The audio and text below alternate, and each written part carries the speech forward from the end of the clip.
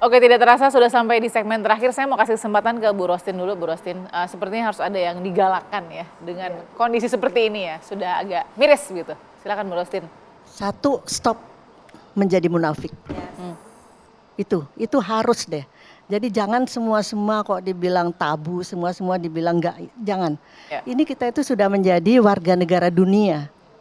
Jadi udah nggak ada batas lagi. Mau bahasa apapun stop untuk munafik. Oke. Jadi dari kecil anak-anak ini harus diajarkan bagaimana bersikap, bagaimana dia sebagai laki-laki, bagaimana sebagai perempuan. Misalnya nih kalau misalnya masih anak kecil.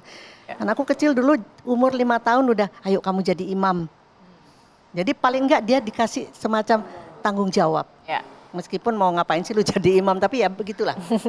Artinya hal-hal yang seperti itu yang kita biasakan. Dan tentunya karena kita ini 17.000 pulau ya, dengan berbagai macam kebinekaan. Jadi oke lah kita kembalikan kepada kearifan lokal. Yang namanya budi pekerti, hidup-hidupkan lagi. Ya. Kita ini sekarang nggak ada loh yang namanya pendidikan budi pekerti. Kalau anak sudah terbiasa dengan budi pekerti dari rumah, itu sampai ke sekolah akan lebih mudah untuk mengatasi, untuk menangani hal-hal yang seperti ini. Oke. Jadi sekarang ini bagi saya udah nggak zamannya lagi untuk menutupi hal-hal yang tidak pada tempatnya. Oke. Ya. Menutupi hal-hal yang tidak pada tempatnya ya. Jadi seperti yang Yose tadi bilang, anak hamil. Tapi sebaiknya ini kan diberikan pendidikan antara yang cowok sama yang cewek.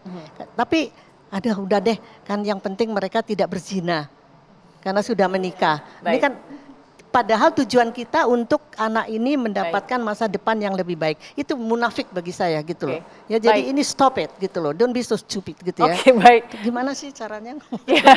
Saya kasih kesempatan ke Ibu Rini. Banyak nih yang harus dijawab, silakan Bu. Jadi gimana solusinya?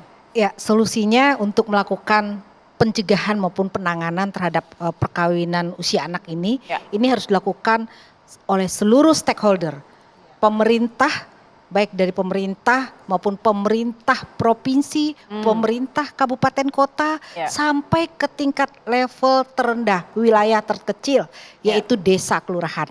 Nah saat ini Kementerian PPPA memulai strategi untuk mengentaskan ini sesuai dengan arahan Bapak Presiden, itu ada 5 prioritas. Dan yang kelima itu adalah pencegahan perkawinan anak melalui desa ramah perempuan dan peduli anak.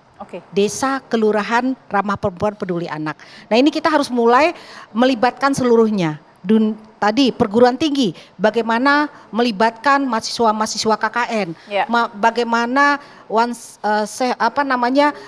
mereka teman-teman mahasiswa mengedukasi. Kita membuat bahan-bahan promosi untuk keluarga, untuk orang tua dan untuk anak itu sendiri. Dan satu yang terpenting adalah karena sekarang fenomenanya adalah anak itu percaya kepada teman sejawatnya. Nah, Kementerian Pemberdayaan Perempuan sudah memiliki Forum Anak Nasional. Jadi melalui Forum Anak Nasional sebagai 2P, pelopor dan pelapor untuk mencegah perkawinan usia anak ini. Nah ini harus kita tingkatkan edukasi skill mereka dan KIE, upaya pencegahan 90% itu harus kita lakukan. Baik Ibu. Terima kasih Bu Rini. Mbak Devi. Saya kalau tadi ada 2P, saya 4P juga. Jadi pertama adalah perbarui pengetahuan kita sebagai orang tua. Update terus tentang apa yang kemungkinan membuat anak-anak kita terjerumus pada perilaku-perilaku yang tidak kita inginkan. Yang kedua adalah percakapan ringan yang intensif tiap hari gitu, ringan-ringan aja, jangan berat-berat sehingga anak kita nggak merasa kita menteror mereka, menakut-nakuti mereka, itu penting gitu kan. Lalu yang ketiga adalah P, yang ketiga politik anggaran. Hati-hati dengan ngasih uang anak biar anak kemudian tidak menjadikan itu alat untuk mengakses konten-konten yang negatif segala macam, karena kuotanya banyak banget nggak berlimpah gitu kan. Yang terakhir peluk mereka, karena kalau mereka sudah merasa dicintai, mereka nggak perlu mencari cinta yang lain. Wow, ini dalam sekali ya Mbak Devi. Oke, Mbak Zoe silakan. Saya mau neruskan aja deh dari Mbak Devi deh. Saya juga setuju untuk kita memberikan edukasi out of love, bukan out of fear.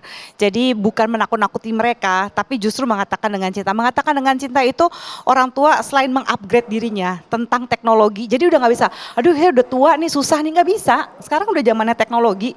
Kita harus lebih savvy daripada anak-anak kita yang 2 tahun udah bisa ngutak-ngatik gadget gitu. Kita juga harus tahu. Jangan pernah membelikan teknologi kepada anak yang kita nggak kuasai. Iya. Gitu, itu penting sekali. Terus ya gitu selanjutnya adalah bagaimana kita itu berkomunikasi sama anak mengenai ketakutan kita. Jadi udah nggak bisa tuh because I told you so. Karena mama bilang gini, karena papa bilang begini, karena ayah bilang gini, bunda bilang gini, kamu harus begini. Kita bilang gini, nak, bunda tuh takut loh kamu hamil loh. Bunda nggak tahu gimana mau nolong kamu lagi. Kebayang gak sih gitu.